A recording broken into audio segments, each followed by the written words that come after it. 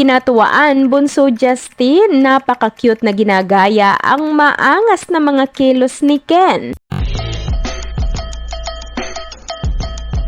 Tawang-tawa na nga lang ang ilan pati si Ken sa ginawang kakulitan ng kanilang bunso sa grupo na si Ja, habang aliw na aliw at cute na cute itong gayahin ang kanyang maangas na galawan.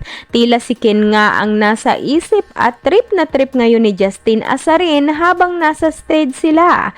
Mapapansin nga sa video na napatawa na lang si Ken nang mapansin na siguro nito si Justin na kanya lamang katabi na ginagaya na siya. Kaya naman tawang-tawa na lang si Ken habang pabiro nitong tinulak si Justin. At tila tinuturuan pa ni Ken si Ja na gawin ang paghawak ng kamay nito sa braso. Komento ng ilang netizens, sadyang kilala na daw talaga umano ni Justin si Ken, kaya naman gayang-gaya na nito ang mga napakaangas na kilos nito. Saad pa ng isa, sa sobra umanong cute ni Justin ay tila parang isang bata umano ito na parang may kaaway sa kanto.